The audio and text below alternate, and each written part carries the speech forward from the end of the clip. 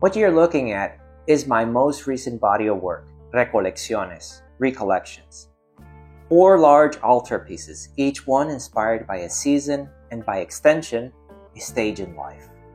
I painted these over the past few months, and they'll soon be on display at the Reading Public Museum in Pennsylvania. Before I get into the process and the ideas behind these works, I want to take a moment to acknowledge something really important. As many of you already know, Pope Francis passed away recently. And whether you agree with everything he said, he was a rare figure, a kind of moral compass in a world that is more often driven by image, money, and appearances. He stood for compassion, for humility, and for many of us, he offered a glimmer of hope in a world fueled by globalized greed, consumerism, and collective indifference. This oil painting, Corpus Christi, Body of Christ, was completed in 2016 and now belongs to the TIA collection in New Mexico. I'm sharing it here in honor of a man who spoke boldly on behalf of our planet and its voiceless. In a world still dominated by profit and plunder, how long can we keep sacrificing nature to the altars of greed before we lose the very ground beneath us? So, rest in peace, Pope Francis, the first Pope from the Americas, and a true defender of creation.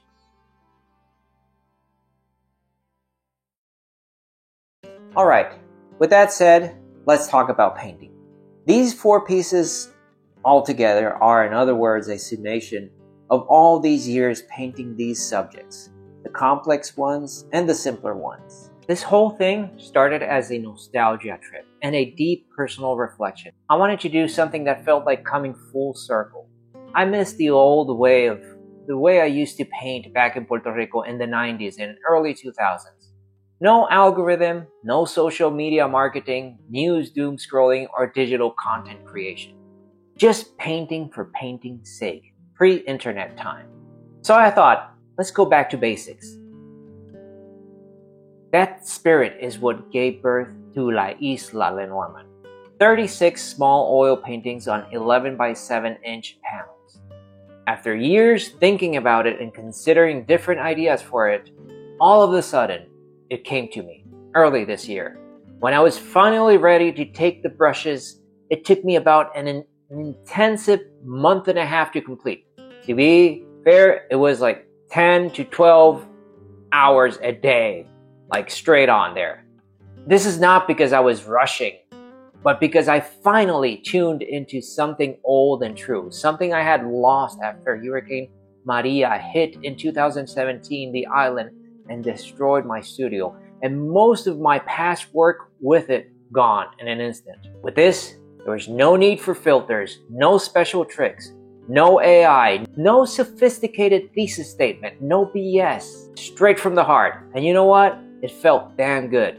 It was analog, it was imperfect, but most importantly, it was honest. This deck was my way back to a place I used to call home. Life in the island back in the 80s and 90s was no paradise, but it certainly was a whole lot simpler than now. And I just painted without thinking about why or how in order to explain or justify the specific use of color or topic. Just have a look at what I used to paint back then. And I miss that work. I miss working like that kind of mindset. And I literally lost the work after the hurricane. Then came the big idea. What if I brought those cards, once I finished them, together into 4 large altar pieces, each one representing a season and a stage in life, childhood, adolescence, adulthood, and old age. But these are not your typical pretty pictures of the seasons, but deeply personal allegories, with symbolism drawn from history, religion, pop culture, and my own messy life. By integrating the smaller Lenormand cards as a frame around these central narratives, this was my way of reconnecting my personal story to the larger story of humanity. It was like building a bridge between my past and my present. The 36 cards represent the first half of my life living in the island in Puerto Rico. The main central narratives represent my time living in the continental US. It was a big, ambitious project, and with a very tight deadline. I had basically 4 months to complete it. It was exhausting as I threw the whole kitchen of ideas, characters, and symbols I've been working with in the past 20 years. So basically, since I started developing my MFA thesis at the Savannah College of Art and Design in Savannah, Georgia, back in 2005, I began to feel a deep interest back then for politics and art from a Latin American post-colonial lens. I did lots of reading, and my work soon began to evolve from a simple single subject-driven art into a multifold polysemic narrative that had a wide spectrum of possibilities and interpretations that range from the esoteric, religious, to the socio-economic and political satirical commentary. If you look at my work from the past 20 years, you'll mostly see retablo paintings that explore the connections between the colonial past and neo-colonial present through the convergence of Spanish colonial art, Catholic iconography, and American pop culture, which is at the same time a reflection of who I am, being half Puerto Rican, half Irish American, and having this bicultural heritage. But the work became much more than that. Year after year, I kept adding layers of esoteric meaning, from astrology to alchemy to tarot, you name it. And I started digging deep into the pagan roots of Christian iconography, and that's where the work got a lot more interesting. This is deep stuff that I felt incredibly heavy after a time. It was weighing down on me, and a way of self-torture, now that I think of it, as I kept adding more and more and more to my work. So this is my way of going back to a simpler time, trying to reconnect with my younger self. And to be completely honest, if you ask me which part I enjoyed the most, it was the simplicity of these initial 36 cards. Going back to basics, reminding myself what painting is all about. That is what I enjoyed the most. The rest of it felt a little bit painful at times, like a long climb up a steep mountain, carrying a heavy load on my back. And that is why I won't go deep into talking about the symbols behind every piece you see here. That would take too long. Just let me know in the comments if that is something you guys might want to hear about in perhaps a future video. Instead, I thought to myself, why not talk about the process? What I learned from it. Why did I enjoy the smaller parts more? Why did I find it so hard to paint the larger narratives in these pieces? So, what did I learn from this glorious self-inflicted torment? Sketch. Sketch some more. Like a lot more. Seriously, don't just skip this part. Take your time. And I understand, of course, it's easy to say, and with tight deadlines, we feel tempted to just skip this altogether and take some shortcuts. I, for one, went ahead of myself. And you know what? I ended up repainting entire sections. You think you're saving time? You're not. Use solid references. Painting from imagination sounds noble. It's not. Painting from imagination is great until it's not. My figures look like melted action figures until I grabbed actual photo references. This I should have done from the very beginning, not in the middle of it. It's much easier this way, and it will save you hours, believe me. Turn off the noise. The news will drain you. So will YouTube. If you're splitting your attention, you're painting with half a soul. Get in the zone. No distractions, no news. Whatever is distracting you, turn it off. Just paint. Sharing your attention with someone talking on the radio or news will not make you smarter. It'll just slow you down. Besides, it is quite depressing these days. Okay, enough said about that. Painting should be a joy, not a torment. If you're angry or down, the painting feels it, and it'll show. If you feel like painting is starting to irritate you, stand back, take a break, Let go of the message. If it's killing the composition, get rid of it. Enjoy the process. Delete the character that's not working and move on.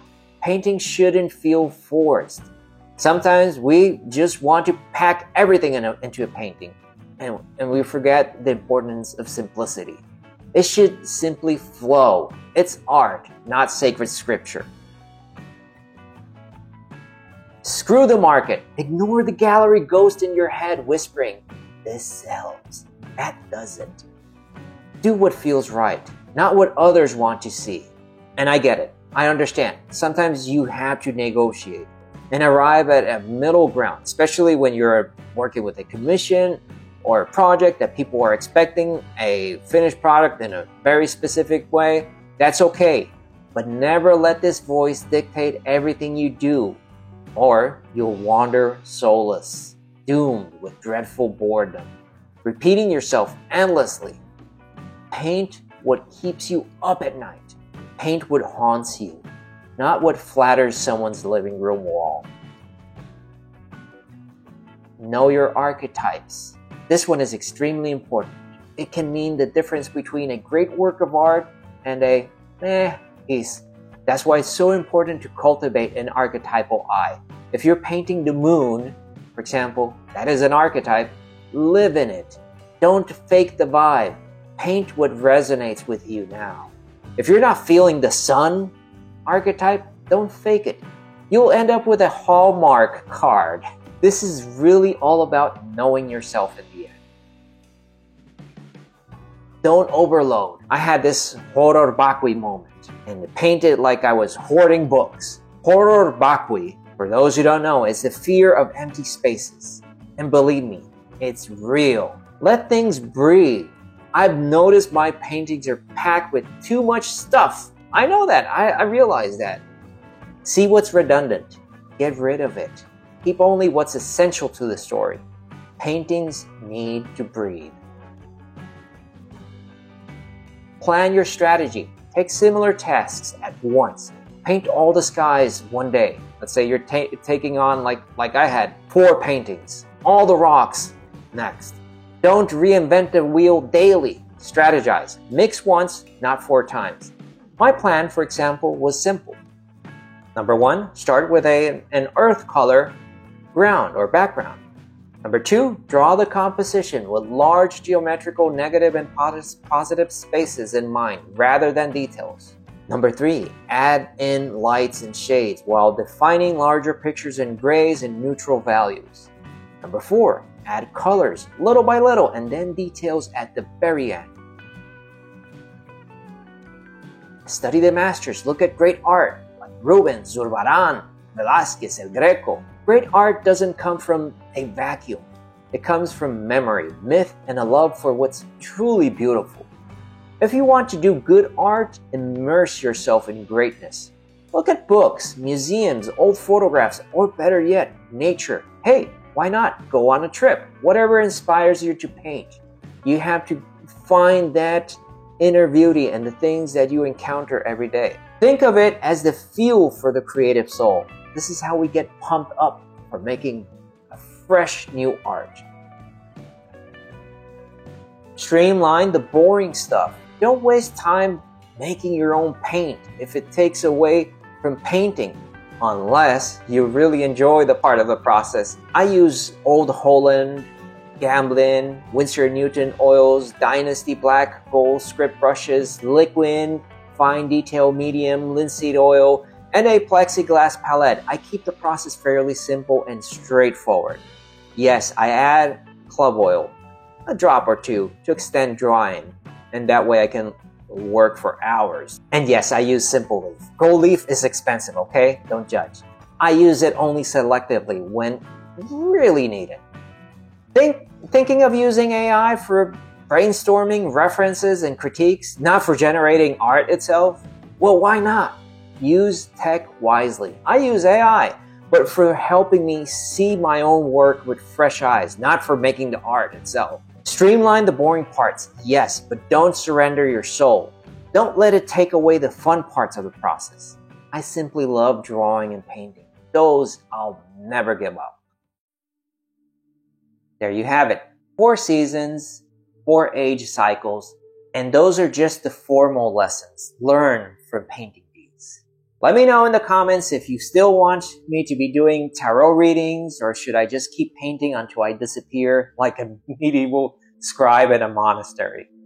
I was tempted, to be honest, I was tempted to do a reading on the next pope, but figured this deserved the space right now. I just wanted to talk about the things that ground me back to my roots. And hey, if you want to know more about just like materials and techniques, just ask. I'm not holding any secrets here.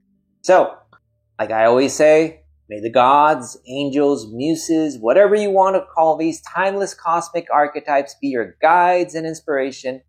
Until next time, peace. Thank you very much for sticking around till the end. If you enjoyed this video, don't forget to like, hit that subscribe button, and tap the notification bell so you don't miss out on future content. Also, check out the video on the screen right now for more insights and inspiration. Your support means everything to me and helps this channel grow. Thanks again, and I'll see you in the next one.